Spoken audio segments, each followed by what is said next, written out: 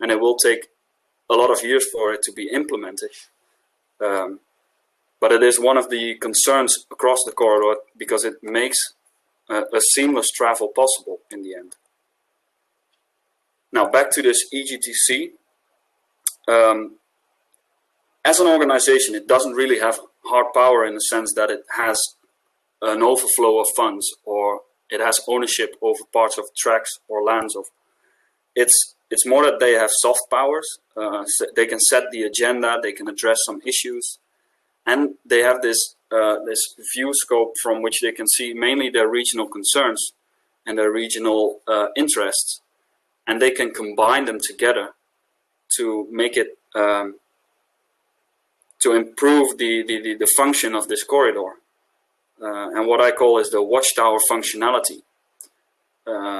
So let me give an example. For instance, if on a part of the Rhine River there's a blockage due to an accident or whatever, the region could address this issue quickly and make sure that the goods, the transport of goods and people are being shifted towards other modalities. For instance, you could then transport part of the goods through the road or maybe through rail and make it possible on short notice on a local level. Secondly, they can signal bottlenecks that are currently existing, and they could ask for extra funding to solve these bottlenecks. And by that, the EGTC as an operation is bigger than the regional government, so it could help to persuade infrastructure managers and national governments to increase funding for specific projects. Well, in the end, we see that there are some future challenges, of course. In a sense, well, that's more my personal belief. I think we should make way for new high-speed rail networks. And we should think about this idea of competition. So the EU is all about creating competition to create an economy of scale and to eventually make it more cheap, more available, and more attractive to third parties to use it for passengers or for companies to send goods along the rail. But we should think about how we do this. Do we lease routes on the open market, or do we have 4 operators sitting next in line? It's kind of like an airport analogy, where you have 4 planes that are flying towards the same direction by 4 different operators. Do we really need this? Or can we think about how we can make this more effective? Because we can't simply put 4 trains on the track and make them go in the same direction when they're from 4 different operators. Another challenge, of course, is widespread implementation of ERTMS. And maybe, in a sense, should we work towards a European mission control center, as I would call it? So one agency that keeps track of all the tracks, of course, and makes the decisions at the European level. That would require a lot of persuading, especially towards infrastructure managers currently and national operators to part of their current program to cooperate with this some sort of European mission control center. So from this research that I did, I think I have a few lessons that we could implement in the future. I think first of all we should think about the role of regional institutions and that they actually matter in this sense. Coming back to what Herald already said in the previous part, I also do not believe that just linking the capitals would solve our problems, because we can link the capitals, but the rails have to go, the tracks need to go through regions, and these regions need to benefit from a network as well. Because if they don't benefit from these, well, you're not going to find any backing, no political support to perform such a network. But they would only have the damage from it, and people wouldn't use it if there's not a good step up towards this network. And coming back to the EGTC, I think it's a key instrument because it shares best practices among regional organizations, and it helps to set the agenda better because they have a better soft power. And as a lesson from that, I would simply start with, as soon as corridor development is on the table, we should put the EGTC at that table as well. to start talking with infrastructure managers, with European legislators, and with operators about how they can improve the corridor. And their function in that sense is that they can both foster cross-border cooperation, but they can also closely monitor their regional concerns and implement this at the discussions in an early stage, so we can combat these problems, these bottlenecks. And well, that would be it for me for now. Thank you, Koen. Thank you very much for this presentation. Any burning question to Koen or comments from the audience?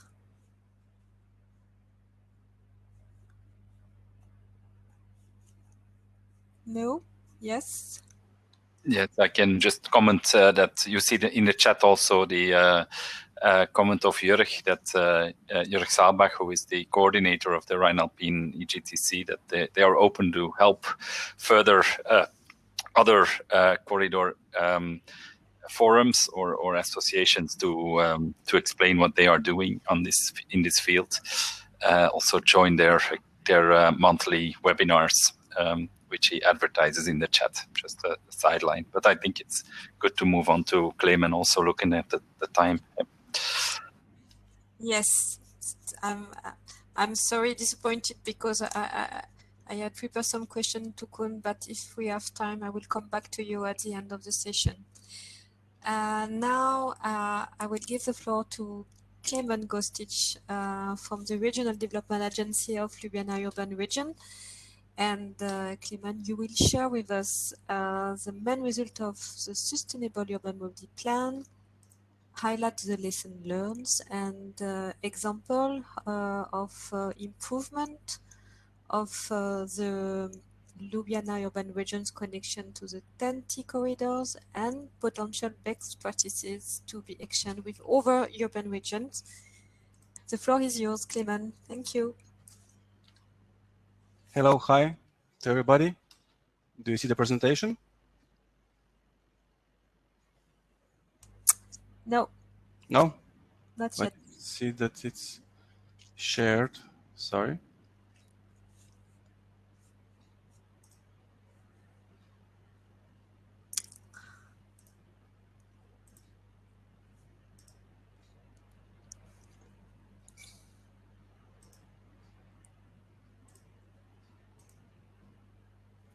Yeah. Now? Yes, okay. It's working now. Thank you. Okay. Following all the discussions, many greetings from my side as well. Clément Gostic from Regional Development Agency of Ljubljana Urban Region. And from the discussions and from the questions in the previous round, where we were asked by Ruprecht actually if the SUMPs are the right concept also for the TEN-T discussions. This is a, let's say, a great opportunity to present our part in this story. As officially, just to say in the beginning, we are, let's say, a development agency of a region of Ljubljana. It's the main capital region of Slovenia. But officially, we are, as Slovenia doesn't have region on the NUTS 3 level, we are kind of, let's say, with 20 years of experience, with 25 employees, we are, let's say, official public body which organizes the development in the mobility, economy, tourism, and such sorts of things. And among other activities, we of course prepared as well the Ljubljana Urban Region Sustainable Urban Mobility Plan, which goes quite well with the topic we are currently having on the TEN-T guidelines revision. So just to give you a brief overlook of the location of our region. So we are located in the center of Slovenia with two corridors passing through Ljubljana. First is of course the Baltic-Adriatic corridor, and then the Mediterranean corridor with this green and red line. And Ljubljana, let's say, or Ljubljana region is typically, let's say, with these 5 fingers, typical area where all the, let's say, multimodal activities and the transport activities occur. Population of our region is 500,000, so we are, in a sense of European-wise, quite small region. We cover 1/4 of the whole Slovenia, but in general, of course, it's the most economically evaluated region in Slovenia. This comes to the thing that, of course, many commuters daily migrate to Ljubljana city center from various areas of Slovenia with the processes of centralization and with the motorways expansion in the past decades. The situation is, let's say, has not gone for the better. The results we are having lately, that means that 80% of daily commuters to Ljubljana from other regions are, of course, driving by cars, which is in the peak hours representing a quite, let's say, heavy traffic, and of course impeding the smooth flows and everything you can imagine with it, among others as well, the negative effects on the environment. If we just talk about the public transportation, in general, the 90% of the whole region is covered by public transport, but unfortunately, there's only 8% of the usage of the public transport, so buses and rails, which goes mostly by the fact that some areas in our region are not well connected with the trains or buses. I mean, they're well connected, but the timetables are not the best. And of course, it means that the connectivity to the TNT corridors it's not at the most optimum. We are fighting. I am interrupting you because now I think on the screen that is not your presentation. I think, but I'm not sure if it's my screen or your screen. Perhaps you are showing the good presentation, but on my screen is a presentation of Koen. Okay, but I see my presentation, so now I don't know. Ivo, could you confirm me that that it's the presentation of Clement? I would like just check. I also see the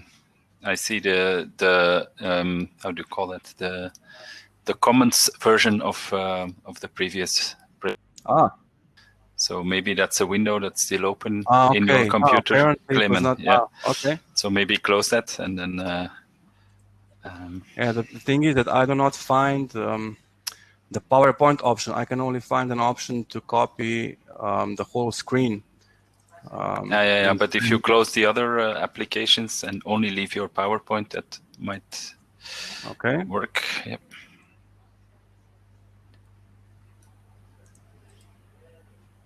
I'm closing everything now. I didn't know about it. Sorry. Okay, I cannot close Chrome. No, leave Chrome open, otherwise you will disappear. Of course. No, but it doesn't show me. It doesn't show me PowerPoint once again. Okay, I can have a look at my. Wait! Now I have it.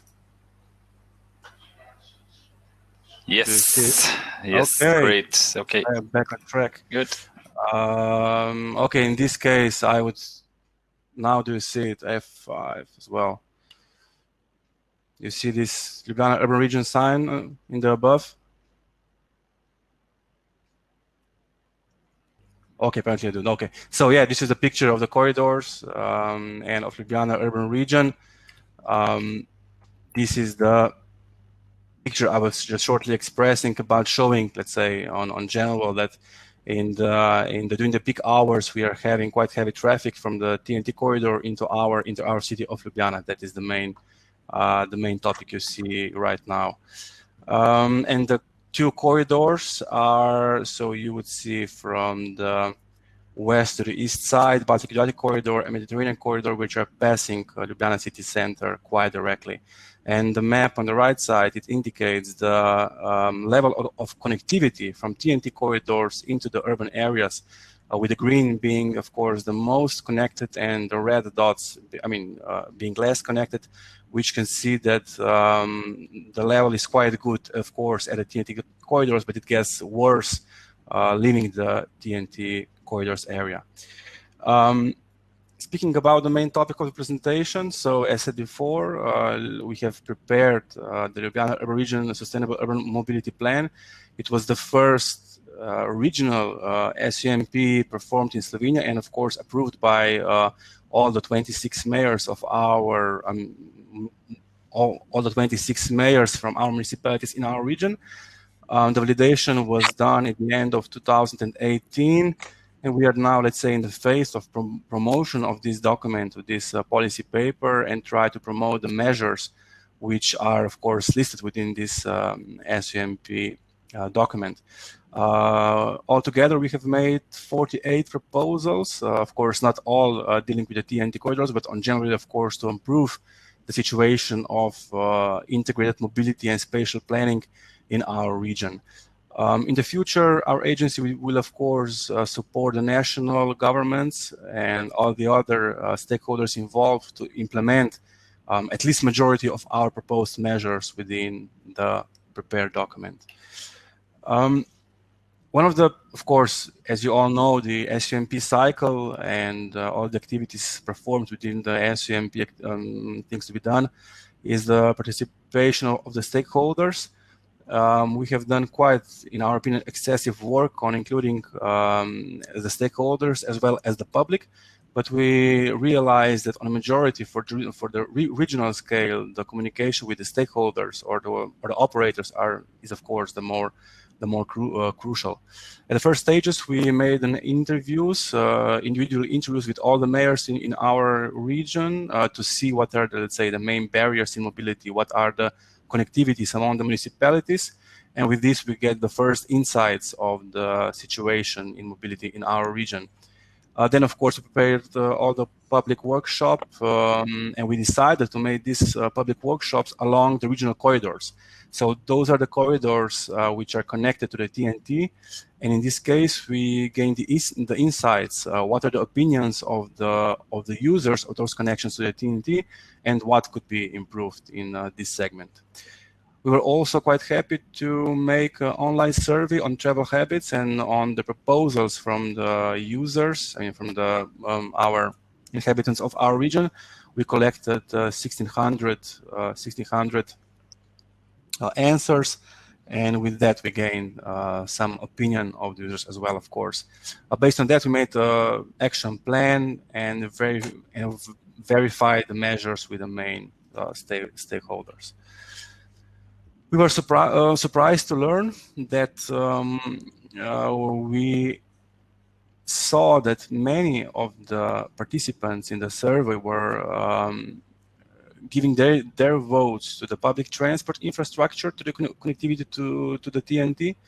In 60%, they voted for development of public transport infrastructure in opposition to road infrastructure. And if they compare the cycling infrastructure to the road, they again gave priority to that. Of course, it doesn't go directly to the TNT policies, but nevertheless, they show that they're very much sustainable mobility oriented. And when the response gave on what should be given priorities to, again, the public transport was given the priority. And if they compare bicycle and public transport, in majority, they voted for the public transport. And with this, we had, let's say, a mandate to propose more sustainable mobility measures in our region than to the activities we have been doing so far or in the past decades.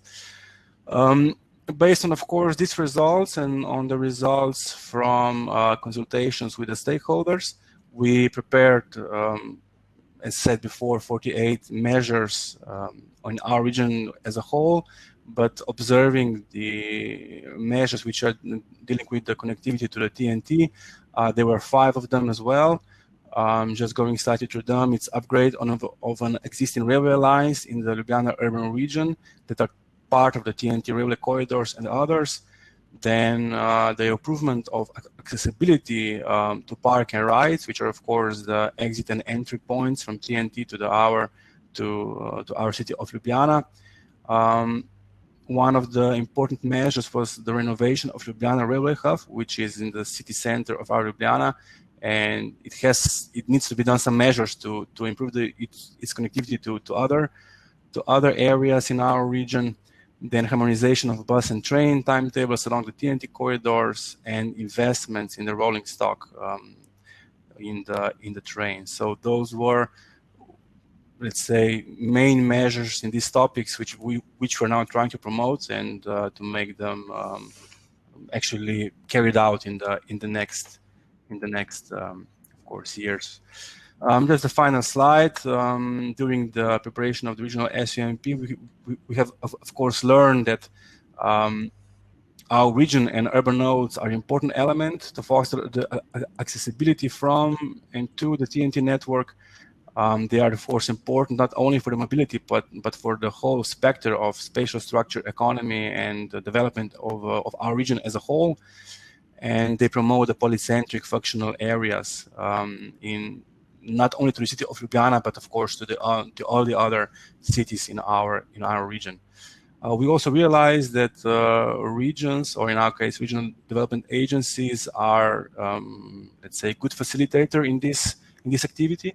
We found out that we could be a good promoter of the awareness raising and all the knowledge we have gained during the process, that we are enabler for the European funds, so we can help to achieve those measures, not only from the national, but also with other finances, that we can be a good coordinator within, let's say, local, regional, and the national level.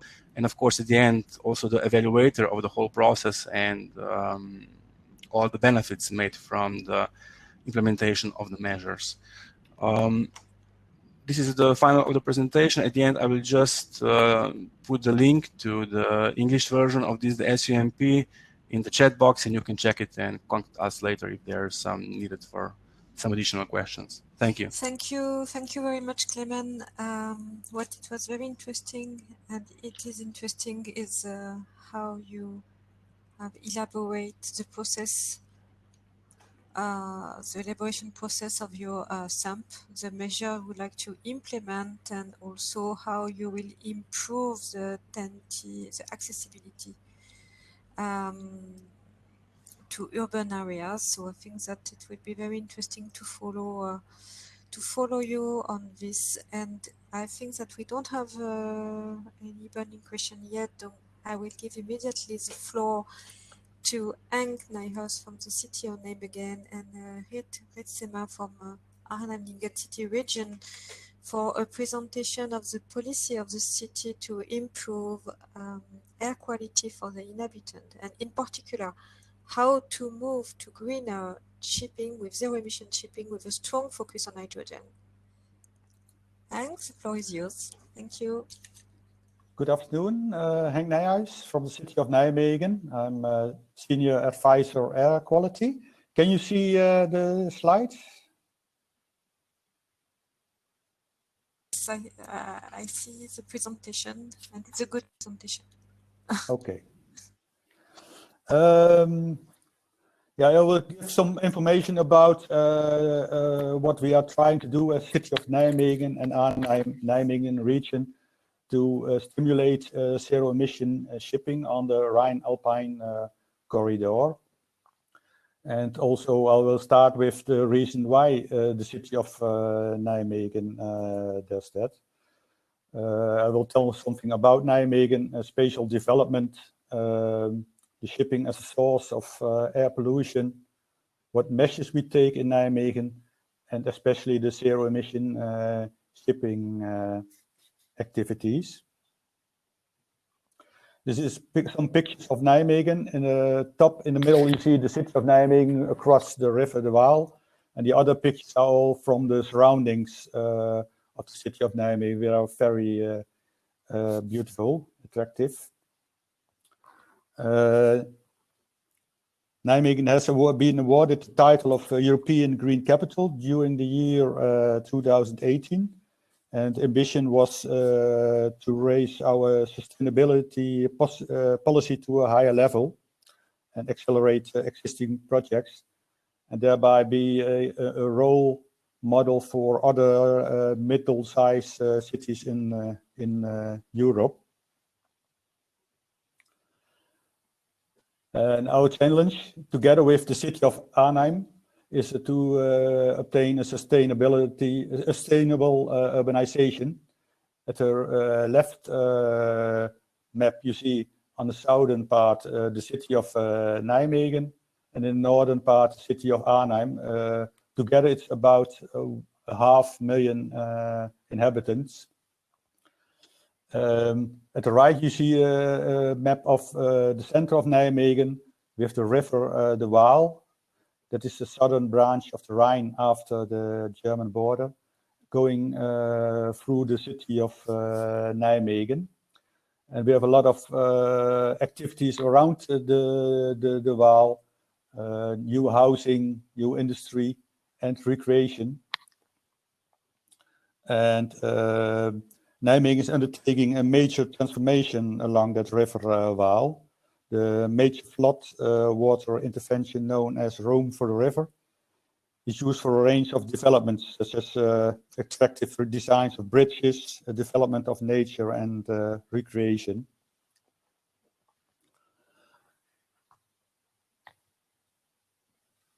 You see some extracts from our recent spatial development plan.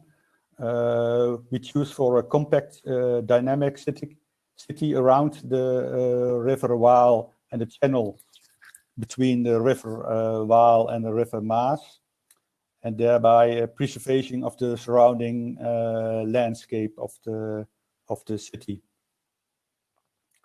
And especially a site on the Waal is the Enschede site. It's a former coal-fired power station. And together with the company Enschede, the municipality of Nijmegen wants to develop that area for energy transition, smart mobility, and circular economy. When you take a broader look at Nijmegen and the surroundings, you see other areas where we, under the concept Logistics Valley, we work together, and not only the Waal is in this area, but also some highways that are part of the railways that are part of the Rhine-Alpine corridor. When you look at sources of air pollution in Nijmegen, then inland waterway transport is the most sustainable when you talk about CO2, but not what is on emission of air pollution. In this graphs, you see the emissions from the different sources. And you see that road traffic and shipping within the borders of Nijmegen are approximately the same for nitrogen dioxide and for soot, elementary carbon. But there are approximately 100,000 ships pass through the city of Nijmegen each year. And what you all see is that the road traffic is lowering fast because of all the measurements, but shipping does not decrease so quick. So that is one of the reasons why the city of Nijmegen is very active on greening inland shipping. We have a recent new action plan on air quality towards healthier air quality. And it aims in line with the Dutch Clean Air Agreement to meet advisory values in 2030 of the World Health Organization, and thereby achieve 50% health gain in 2030. There are a lot of measures in it, existing measures and new measures on logistics, on vehicles, but also on inland navigation and shipping. Some local initiatives of clean inland shipping is onshore power supply for cruise and the cargo ships on public quays. We are part of the Clinch project. Annette told before also about Clinch. We have differentiation of port use for greener ships.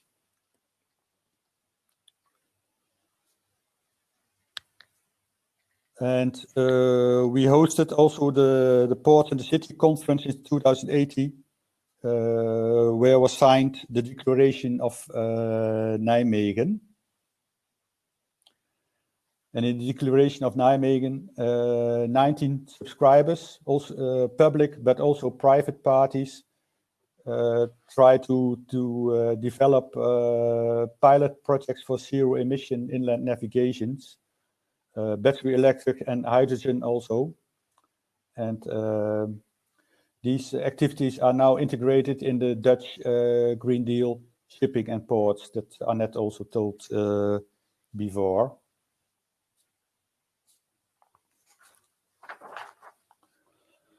And the local flagship project is the Energy Transshipment Hub at the site of the former coal power plant on the River Waal. It's a location being developed by the company Engie and some partners, also the municipality of Nijmegen, city of Nijmegen, for swapping and charging of containerized battery packs for powering electric vessels. These mobile energy container batteries will be charged from local renewable power, wind and solar, and exchanged at the BCTN container terminal at Nijmegen, also at the NC site. And the facilities will also be used for charging of electric road vehicles. This initiative, the Energy Transshipment Hub, is also coordinated with similar initiatives in the Rotterdam region, and maybe a next phase along at other locations along the Rhine-Alpine corridor. And also a next phase maybe that this approach is also suitable for hydrogen containers.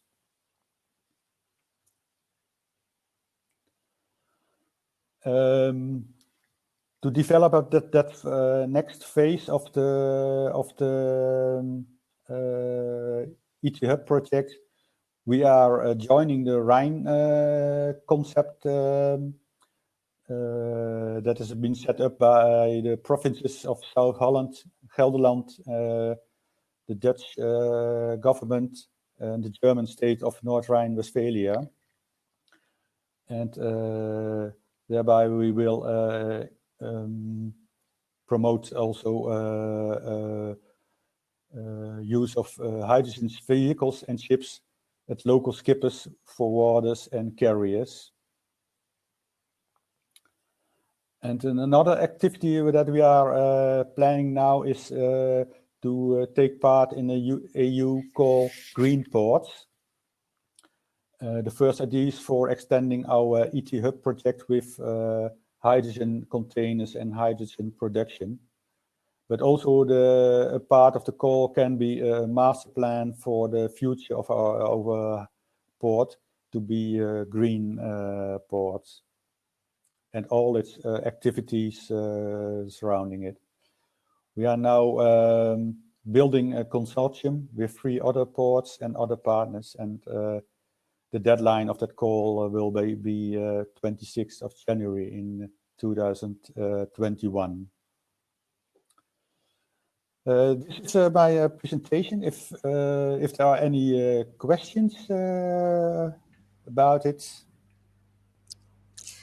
Thank you, Henk. I will ask my colleagues if they have questions on the chat. I would like just to ask you, because you are developing a lot of projects in the city, for the city. So based on your opinion, do you think that inland waterways have been sufficiently taken into account by the European level? And what is your expectation for the next programmatic period to support your action, for example? We shall have to build further on